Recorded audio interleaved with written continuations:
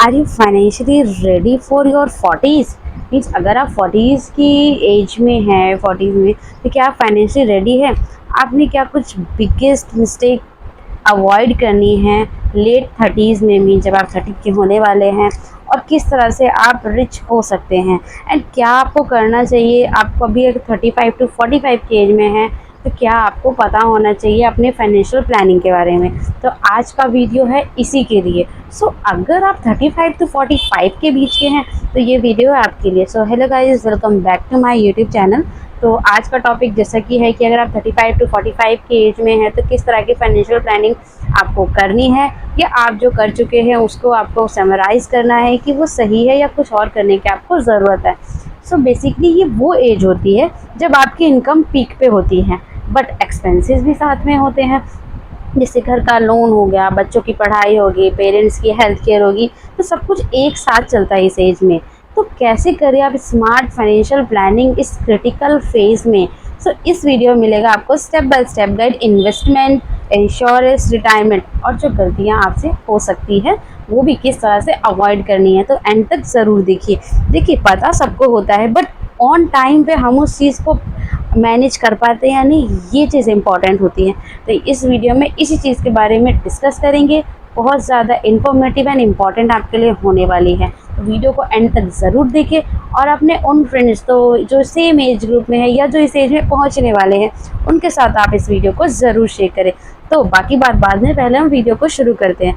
तो सबसे पहले ये फाइनेंशियल लाइफ जो है हमारी, उसमें हमें क्या क्या चीज़ें, क्या हमारे गोल होते हैं। सबसे पहले तो हमें फाइनेंशियली सक्सेस चाहिए होती है। नेक्स्ट, क्या फाइनेंशियल फ्रीडम हमें चाहिए। 10 ऐसी चीज़ें जो आपको सक्सेसफुली फाइनेंशियल बना पाएगी आपके एज बैंड 35 टू 45 के बीच में, क्योंकि इसके बाद हम थोड़ा रिटायरमेंट की तरफ होने वाले होते हैं और थोड़ी जो है इस समय तक हम अपने जो भी हमें अपने लाइफ में चाहिए होता है वो हमें मिल जाता है। तो क्या है इस वीडियो में, आगे देखते हैं। सबसे पहले तो आपको रिव्यू करना है जो भी अभी तक आपने फाइनेंशियली सक्सेस में ले लिया है, कितना फाइनेंशियली फ्रीडम है और क्या क्या चीज़ें आपको ध्यान देनी है। तो रिव्यू में आप क्या चीज़ करेंगे? सबसे पहले ऑब्जर्व करेंगे कि अपने लास्ट के ईयर्स को आप ऑब्जर्व करेंगी, कुछ आपसे मिस्टेक हुई, कितनी मिस्टेक हुई, क्या क्या आपने जो है अचीव कर लिया है, और मिस्टेक हुई तो आपने नेक्स्ट उसको किस तरह से ओवरकम किया है, आपकी क्या क्या गुड हैबिट्स हैं। क्योंकि ये जो एज होती है कई बार इसमें बीमारियां लग जाती है, तो हमारी हैबिट्स ही जो है हमें उन सब चीज़ों से बचाती है। जैसे योगा, एक्सरसाइज हम करते हैं तो हमारा माइंड फ्रेश रहता है और हमारा माइंड ही फुल बॉडी को कंट्रोल कर रहा होता है। प्लस कुछ बैड हैबिट्स, चांसेस होते हैं कि इस एज में आते आते स्मोकिंग, ड्रिंकिंग, एंगरनेस, ये सारी चीज़ें बैड हैबिट्स में लग जाती है।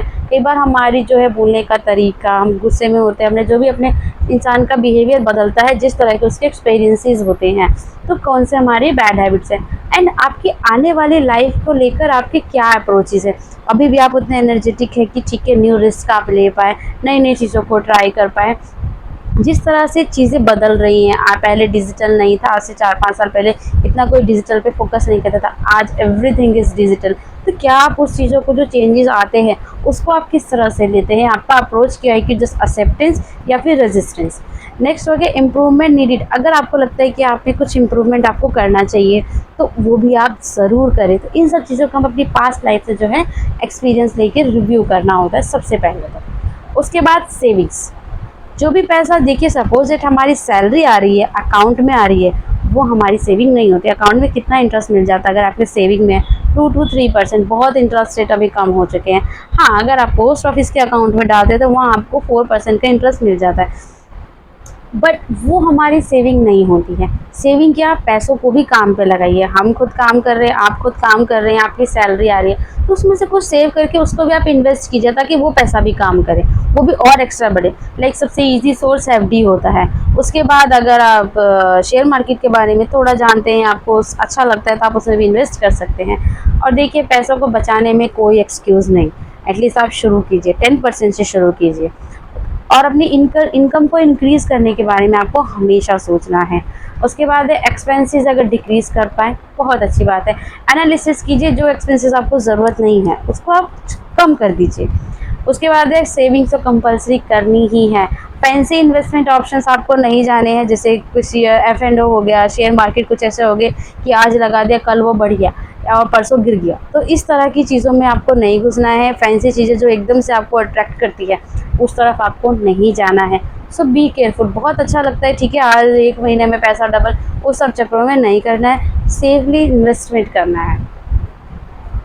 और अगर फिर भी नहीं तो सीधी सी बात है कि आप एफडी ही करा लीजिए, उसमें एटलीस्ट आपको सेविंग, आपका जो अकाउंट है उससे ज़्यादा का इंटरेस्ट मिलता है। बट उसमें भी आपको ध्यान रखना है कि वो जो आपकी एफडी होगी वो लॉक इन पीरियड उसका ज़्यादा नहीं होना चाहिए। 6 महीने का है तो ठीक है, आपको सेटिस्फाई लगता है 6 महीने ही लॉक रहेगा, उसके बाद अनलॉक हो जाएगा। उस तरह की चीज़ें आप सोच समझ के कीजिए, क्योंकि हाथ में कैश पावर होना ज़रूरी है। प्रोफेशनल हेल्प, देखिए इसके लिए आप प्रोफेशनल से भी हेल्प ले सकते हैं। बहुत से ऐसे प्रोफेशनल होते हैं जो आपके जो भी सारी चीज़ें आपके बारे में जानकर, किस तरह से आपने इन्वेस्टमेंट करी है, कितनी आपकी इनकम है और कौन से मार्केट में कहाँ पे आपको इन्वेस्ट करना चाहिए, उसके लिए भी वो आपको हेल्प कर सकते हैं। आप एक पॉसिबल है तो आप एक फाइनेंशियल प्लानर असिस्टेंट्स को भी, उनसे भी जाके बात कर सकते हैं, जो क्वालिफाइड होते हैं, बहुत एक्सपीरियंस होते हैं, इंटीग्रिटी। जैसे कि आप समझे, आप जब हम घर बनवाते हैं तो अगर हम आर्किटेक्चर से प्लान बनवाते हैं ना तो एक परफेक्ट हर एक जगह का अच्छा से यूज़ होता है। कई बार जब आप किसी फ्लैट में जाएंगे, गवर्नमेंट बिल्डिंग जाएंगे, प्रॉपर्ली अगर वो मैप से बनी है ना तो मैक्सिमम यूज़ ऑफ एरिया का हो जाता है। बट वही हम किसी का देख के, ठीक है यहाँ से एक कमरे निकाल दो, यहाँ से एक कमरे निकाल दो, तो वो उतना अच्छा खिल के वो नहीं आ पाता है। तो ये होता है प्रोफेशनल हेल्प जो आपको बहुत ज़्यादा मदद करती है। बिजनेस मॉडल, उसके बाद है family need, rest, entertainment, time management, time को मैनेजमेंट करना है, फैमिली के साथ भी टाइम स्पेंड करना है। तो जो आपका मनी है उसको आप अच्छे से काम पे लगाएंगे तो आपके हाथ में कैश पावर बढ़ेगी। उसके बाद है इंश्योरेंस। देखिए ह्यूमन लाइफ की कोई गारंटी नहीं है, सेम उसी तरह हेल्थ की भी नहीं है। तो लाइफ अनसर्टेन है तो आपको एक लाइफ इंश्योरेंस भी लेना चाहिए और एक आपका हेल्थ इंश्योरेंस भी लेना चाहिए। बट आपको किसी को फेवर करने के लिए इंश्योरेंस नहीं लेना है। सपोज इट आपका किसी जानकार ने इंश्योरेंस का वर्क शुरू किया, उन्होंने आपको बोल दिया जी आप ये लाइफ इंश्योरेंस ले लो, ये हेल्थ कवर ले लो, तो उनकी जस्ट उनकी हेल्प करने के लिए आपको ये सब चीज़ें नहीं लेनी। आप उसको बियर कर पा रहे हो, वो प्लान आपको अच्छा लग रहा है तब, क्योंकि आपने सपोज ले लिया, इन फ्यूचर आपको उस हेल्थ इंश्योरेंस की ज़रूरत पड़ी तो आपको पता लगा कि वो चीज़ें तो इसमें इंक्लूड ही नहीं है और वो आपको मैक्सिमम जो बेनिफिट नहीं दे पा रही है। तो आप जब भी इंश्योरेंस ले, सोच समझ कर अच्छे से उसको स्टडी करके लेना है आपको, ठीक है। आपको ज़रूरत है तो ही उसको लेना है, ऐसा नहीं कि फेवर करने के लिए। ज़रूरत है तो भी आप उसको ले रहे तो प्रॉपर उसको एनालिसिस करना है, कंपैरिजन करना है, आपके सिचुएशन के अकॉर्डिंग जो इंश्योरेंस आपको बेस्ट लगता है आपको वो ही लेना है। इमरजेंसी फ़ंड, देखिए इमरजेंसी फ़ंड हमेशा अच्छा रखना चाहिए। ज़रूरी नहीं कि हमारे लाइफ में कभी कुछ, आपकी लाइफ में कुछ प्रॉब्लम आ जाए उसके लिए इमरजेंसी फ़ंड रखें, ऐसे नेगेटिव सोच के कभी भी नहीं रखना है इमरजेंसी फ़ंड।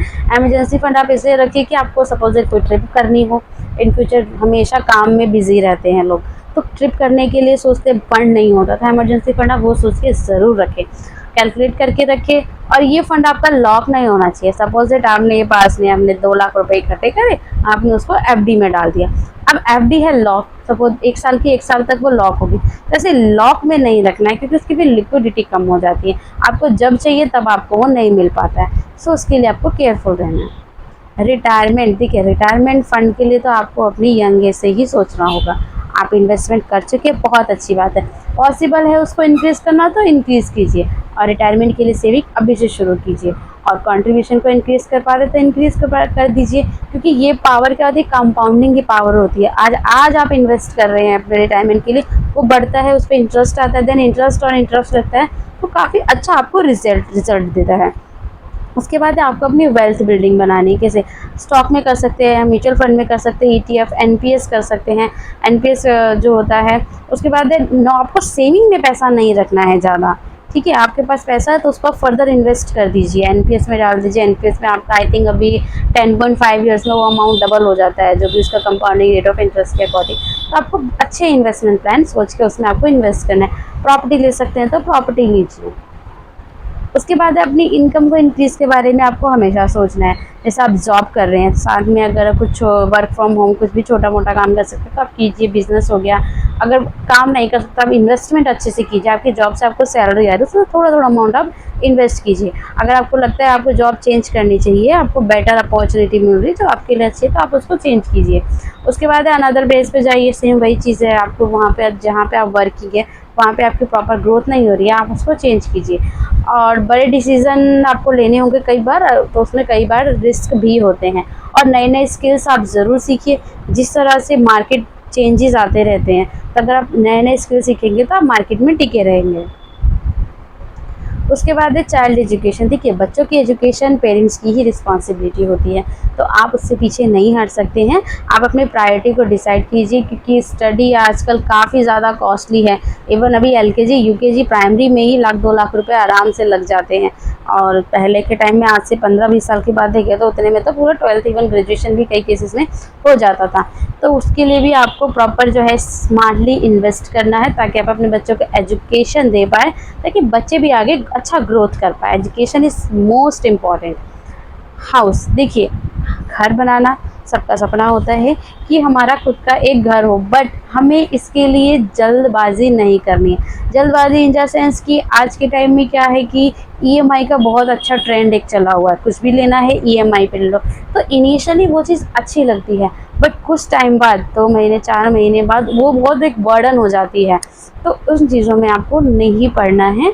अगर अभी आपको लगता है कि अगर आप रेंटेड में रह रहे हैं तो रेंटेड में ही रहिए, अगर आपको बेस्ट रेंट ही लगता है तो। जब आपके पास प्रॉपर एक, देखिए, इनकम का, अगर हम इनकम की 20-30% आपका ईएमआई में जा रहा है और बाकी से आपका इनकम से घर इजीली चल रहा है, तो आप जा सकते हैं। लेकिन ज़्यादा ही आपको रिस्क लेके जो है घर के बारे में नहीं सोचना है, ईएमआई के ट्रैप में तो पड़ना ही नहीं है।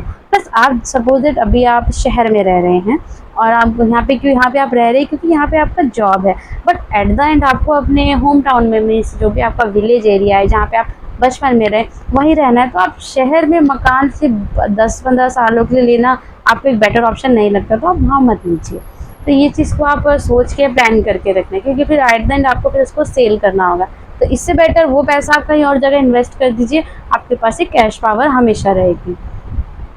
वेल्थ बिल्डिंग, देखिए, इन सारी चीज़ों पे आप जब फोकस करेंगे तो आपकी एक अच्छी खासी वेल्थ बन जाएगी, क्योंकि जब हम इन्वेस्ट करते जाते हैं तो उस पर कंपाउंड इंटरेस्ट होता है, तो इंटरेस्ट ऑन इंटरेस्ट होके वो अच्छा खासा एक अमाउंट बढ़ जाता है। और रिस्क लेंगे तभी आपका मनी मेक होगा। अगर आप सोचेंगे कि मैं ये पैसा अपने पास ही रख लेता हूँ, बाहर दूंगा तो बैंक डूब गया, कुछ हो गया, तो देखिए उस हर चीज़ का एक रिस्क होता है। तो आप रिस्क लेंगे तभी आपको जो बेनिफिट्स मिलेगा।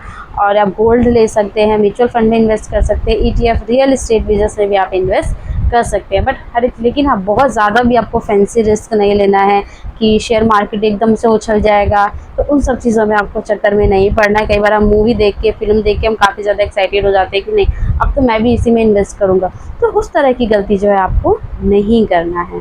तो होप्स हो कि आपको काफ़ी चीज़ें इजीली समझ आ गई होगी। सो अगर आप अभी तक फाइनेंशियल प्लानिंग आपने सीरियसली नहीं ली है, तो देखिए ये बेस्ट टाइम है, अब आप बिल्कुल शुरुआत कर दीजिए। अगर आप 35 to 45 की एज में आ रहे हैं, बेस्ट होगा। और अगर आपको ये वीडियो पसंद आए तो लाइक करें, कमेंट करें, शेयर ज़रूर करें अपने उन फ्रेंड्स को, आप अपने सभी फ्रेंड्स को जो इसी एज ग्रुप में हैं, और सब्सक्राइब करके बेल आइकन तो ज़रूर प्रेस करें, ताकि आपको ऐसी ही वैल्यूएबल वीडियो मिलती रहे। सब मिलते हैं नेक्स्ट इन्फॉर्मेटिव वीडियो में। तब तक के लिए स्मार्ट रहिए, सेफ रहिए और इन्वेस्ट करते रहिए। Thanks for watching this video.